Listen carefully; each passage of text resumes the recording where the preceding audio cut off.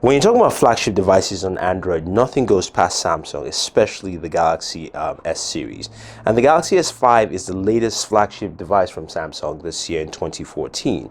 So today we take a look at this device that many have. Some have ridiculed, some do not like design, some love it. We've got different reviews about it, but we want to see what makes this device tick and if it's actually worth the purchase.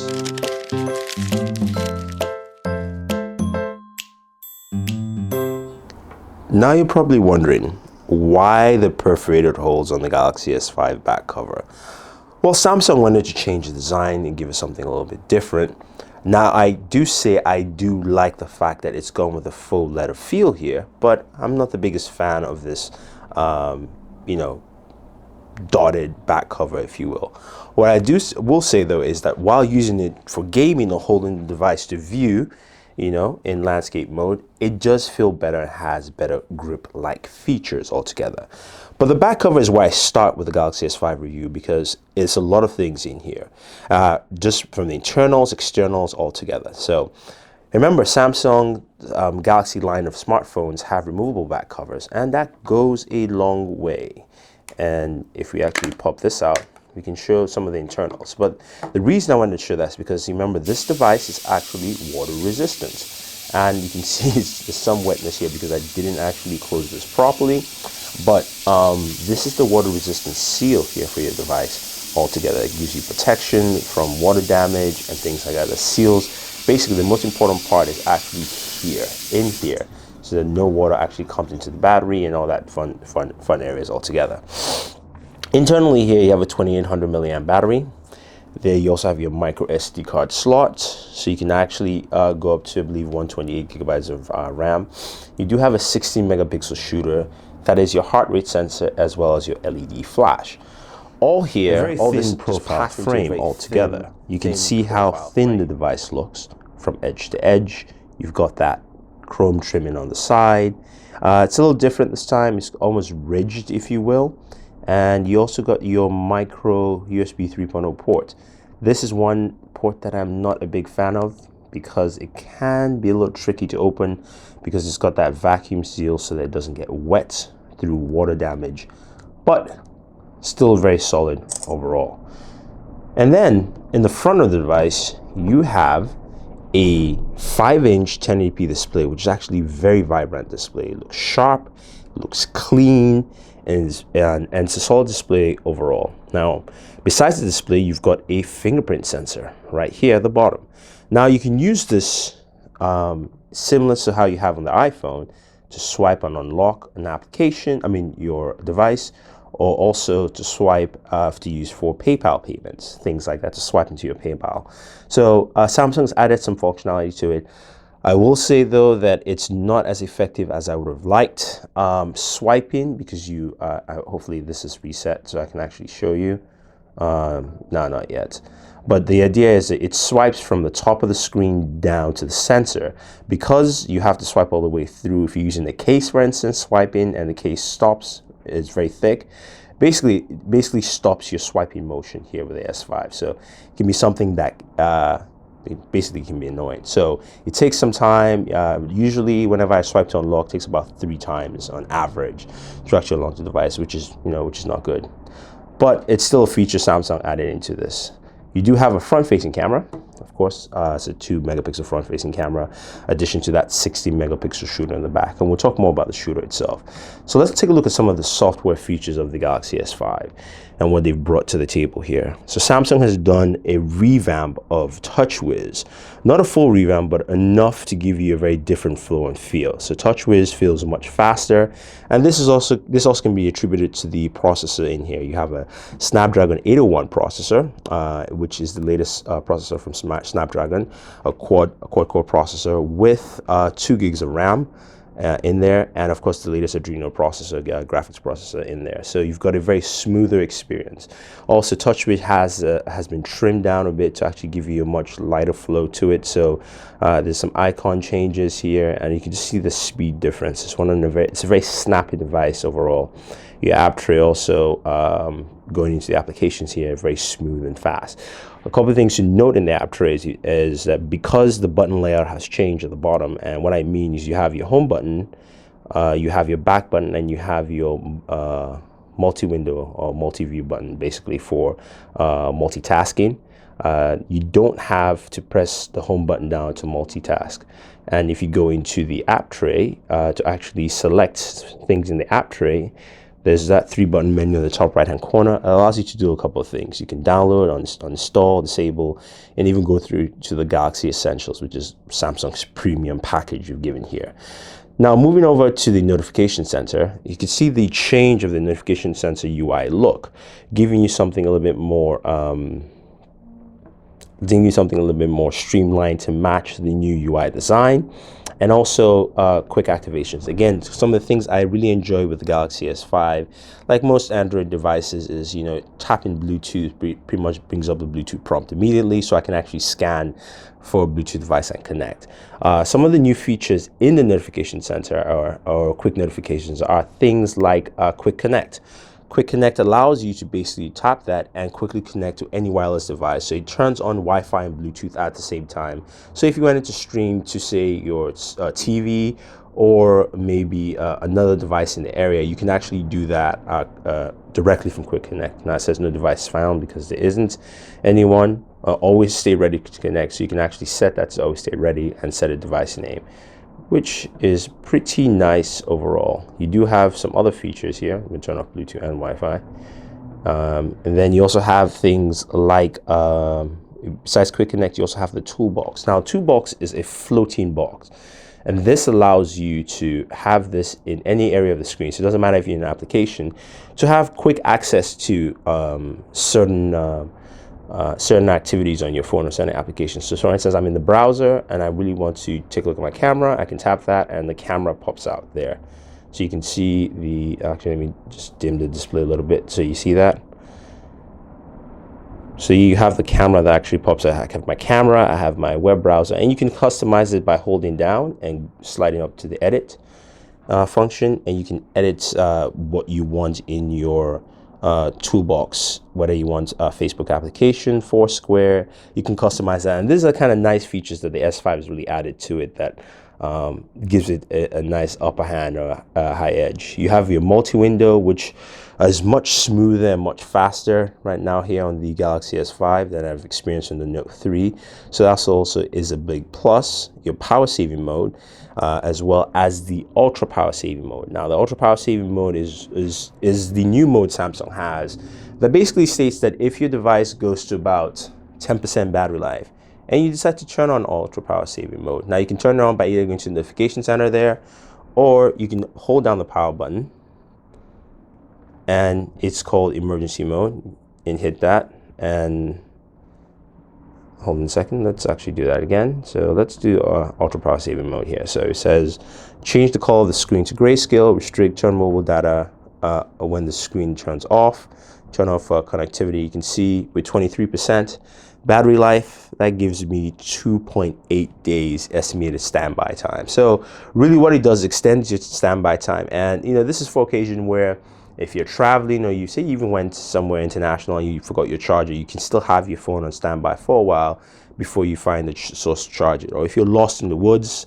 and you know, you need to have your phone on at least while you're trying to find your way back, this is something that helps keep your phone battery on for a while, and it works very, very well. Now the battery life on this device is actually very, very good. I'm just going to go out of here and I'm going to go into the settings and show you some of the things in the settings as well as the battery. And the settings menu has changed, but before we even get into that, let's just take a look at battery life here, give you a full idea. So right now I've been using this device for a while. What I have left used on battery is a day, 15 hours and 38 minutes. The 2800 milliamp battery on this thing has done a fantastic job in making sure that you have a solid battery life within this device here. It's a very dense battery, the battery within the Galaxy S5. So with, you know, this is not actually, this has been with use without power saving mode on. With power saving mode, I probably push this up to 2 days overall. So battery's been solid with the Galaxy S5.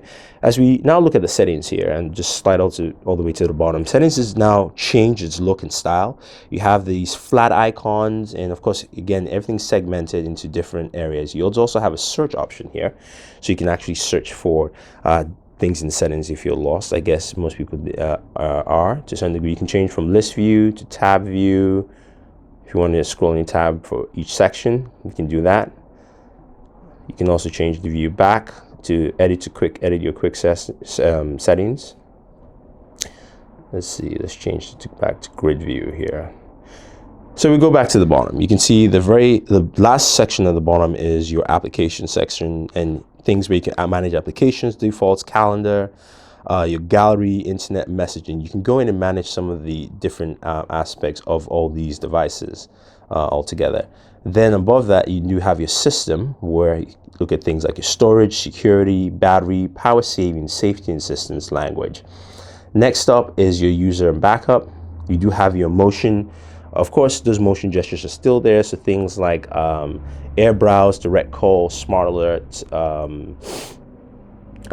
swipe to capture, all those kind of functions are still available on the Galaxy S5. I apologize for that. And you also have your air view here for air view controls. You can turn that on, turn it off.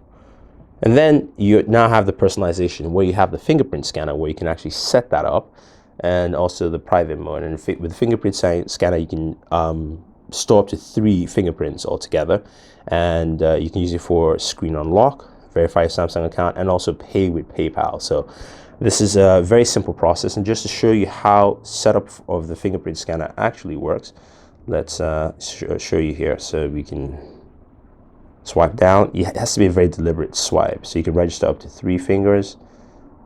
Okay, we'll do another one. Let's do another finger. So you have to actually store your fingerprint up to 8 times.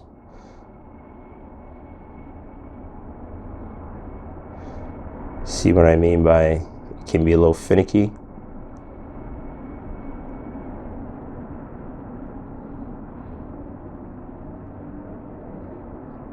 This is going to be a long process. We've got 2 more. There we go. So we have fingerprint 2 set up within the database, and we can go in there and we can use fingerprint 2 to unlock and set up for different alternate users. So that's with the fingerprint sensor. The one thing I like, and again, like I said, the fingerprint sensor, I'm not a big fan of it. It's because it doesn't work as well. As you see, even the setup process, I have to do it a couple of times. So that's something that I'm not a big fan of. But the private mode is something I do like. Private mode allows you to hide personal content to use. So basically, remember those applications you would download on your Android device to basically lock, say, your gallery or certain things. You can actually use private mode. You can set it up, and it will actually use your password, aka your fingerprint in this case. That's what I have set up as my main password. And I can actually turn things into private mode. So now it's in private mode, and things like my gallery and stuff are actually hidden so that most people can't access if I have some dirty pictures, so to speak.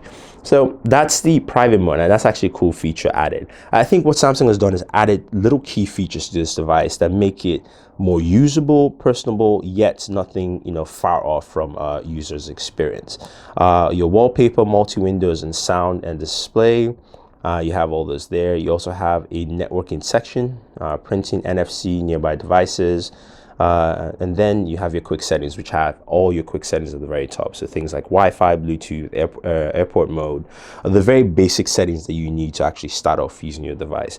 So they've done changes there in the settings menu to give you something a little bit different, still fresh. And also you can collapse the menu scale so you can actually make things a little bit more spread out or connected together, whichever way you want or choose with that. So a couple of new things on the device that we haven't mentioned yet is the heart rate monitor. Now, Samsung added that there because, of course, you have things like the Galaxy Fit as well as the Galaxy Gear 2 that have the heart rate monitors, but they wanted users to still experience that even though you don't have a Galaxy smartwatch or Galaxy. So in S Health, your heart rate monitor application is basically built in with other different S Health features, which is quite robust, from the pedometer, exercise meter, and things like that, as well as a coach. But to use the heart rate monitor, it's very simple. You actually just place your finger on the heart rate monitor location. Make sure you hold steady and also keep quiet. So I'm going to hit start. I'm going to put my finger on there first, and then I'm going to hit the start button.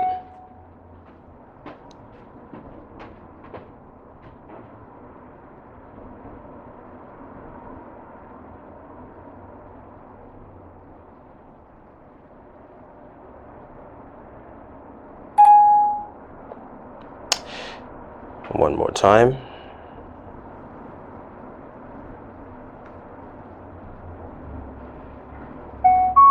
All right, so that's how finicky the application can be. If you're shaky, if you don't keep quiet, it just won't take a reading. Similar to what we had with the hands-on experience of the Galaxy S5, but it's still convenient enough where you can actually use it after a workout just to see where your heart rate is and things like that. So that is nice. I forgot to mention that the port at the very bottom here is a USB 3.0 port, and it does charge very fast. Even with a micro USB 2.0 cable, you still get a quick charge time. So basically, with a micro USB 2.0 cable from 10%, within 30 minutes, I was able to get about 45% charge on this device. So that's also a nice addition and plus here. One more thing I do want to show you before I actually jump to the camera is actually something to do with the dialer here. So I'm going to actually make a phone call to this device, and I'll show you in a second. Just make sure I answer that call. And there's a new feature with the dialer that allows you to have a pop-up floating application for the dialer on screen. So answer the phone call and then head home. And there you have it. So your dialer is now basically a floating application, similar to what you have with the Facebook Messenger app itself. So you can go to any other application within the Galaxy S5. If you're basically looking for something to send to someone you're talking to, you can actually have your dialer available so you can quickly access it there. So it's a nice little feature added to the S5 dialer features. The S5 camera has been talked about, much improved, the 16 megapixel sensor, all that fun stuff. And as we tap and look at the camera UI itself, do take a chance to take a look at our 4K camera sample from the S5. Lovely stuff. If you have a 4K device, it looks great on it. We just did an unboxing for a 4K TV from Samsung, and we actually played that video, and it looked phenomenal. It looked very, very good. Now the camera layout has been simplified a little bit more to give you users just easy accessibility to things you want. So your photo and your video buttons are laid out on the right hand side. It's very easy. You have your modes, and we'll go to that in a second. On the left hand side, you have your settings, and you can toggle between different settings, and you can customize that. So you can switch to the front facing camera here. And this is me here this morning with the front facing camera. I apologize for that. And I can take a photo. And what I'll do is I attach it with this videos, and it does a beautiful face. And that's kind of like the selfie mode, if you will. I look like a hot wreck this morning. And then we'll switch that over. And you can see here that and within the main settings menu, you can actually customize a lot of things in settings. You can see the video size, 4K at 3840 by 2160, picture size 16 megapixels. You can cut that down. Now you can adjust things like your ISO, your metering mode, record mode, be normal, limits for MMS, slow motion, fast motion, smooth motion. So you've got a lot of recording modes you can actually select. You've got tap to take pics, picture stabilization, we can turn that on. Makes pictures brighter and clearer, face detection and things like that, HDR tone. So we can actually set all these things, and we can actually move and customize some of these modes in there. So we can actually customize it and drop it into this segment here if we choose. The other mode also is the selective focus, which allows you to do the refocusing that you've seen that Nokia has done and also HTC has talked about. And let's turn that off. When you turn that on and off, you can actually use it at certain distances and things like that. Now your modes, of course, allows you to go to all these things like beauty face, shoot more, panorama, virtual tour, dual camera, surround shot, and you can download more modes from the store. This takes you to the Samsung store itself. And actually, for some reason, it doesn't take me into the camera section. I actually have to go into it for some reason. I don't know why, but it should take you directly into the camera section of the Samsung store altogether. So one of the things I like about this device that actually would suggest me to you to buy the Galaxy S5. The S5 is a very refined product. What it is compared to the S4 is that the S5 has brought all the things the S4 has done and moved it to the next level. Design-wise, I will agree the design acumen of the S5 hasn't changed. And it's one part I really wished it had changed. I'm not talking about metal build or a metal frame or like, you know, other devices like the iPhone or HTC, but more just the design language itself. So the design language has stayed the same, which is why the device looks similar to its predecessor in terms of look and also general feel. But with that being said, the general feel of this device, it's very light, it's very comfortable, and feels very good on the hands to use. You've got the ability, you've got that magazine UI, which is also there. I didn't talk about that. It's in the home screen menu. You can turn it on or turn it off, and I turn it off because, of course, it's kind of like blink feed, same thing. So usually don't want to have that on there. The other thing too is the speakers. Now the speakers are at the back of the device, unlike what you have with HTC, which has been promoting boom sound. But I'm just going to give you a quick audio sample from our YouTube channel of what the speakers sound like. Speakers still are very, very good. I think they've done a very good job there with the sound of the speakers. There's no better feeling than playing music. And with Guitar Center guaranteed, See if we can skip this. So they've done a good job with the speakers. Surprisingly, it sounds very loud and vibrant. The other thing too, the speakers vibrate off the back panel, so you get this kind of bass feeling to it. So like it's. And then let's jump into some gameplay sound.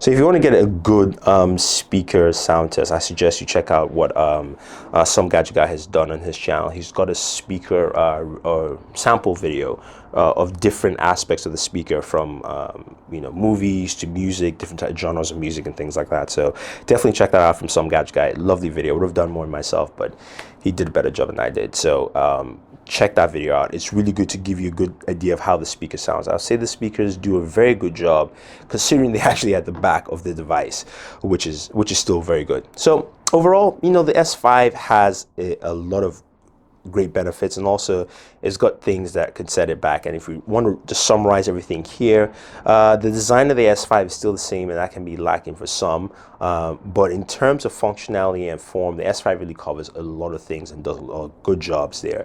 The camera is much improved, and the camera competes now with other cameras on the market. Even, you know, probably will compete with the 1520 and things like that.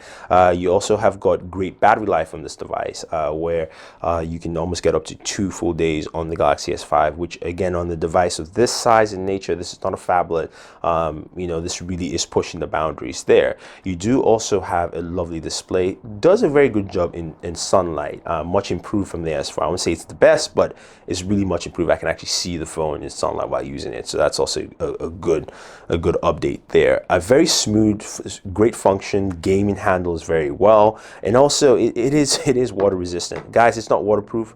It is water resistant, and you know, that's one thing that Samsung really done well with it, to give you some protection. They've added a few things like the heart rate monitor and things like that, but overall, if you're looking for a device that really brings a lot of features and still does a very good job at giving you a solid packaging, the Galaxy S5, I think that's a device that you can definitely pick up and say, yes, this is the device for me. So if you have any questions or any comments about the Galaxy S5, do let us know.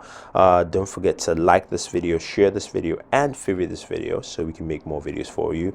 And do enter our giveaways. We have an Intel Nook giveaway going on right now, and we also have a couple more giveaways going right now on the YouTube channel. So this is Thunder E saying thank you, and always enjoy your entertainment.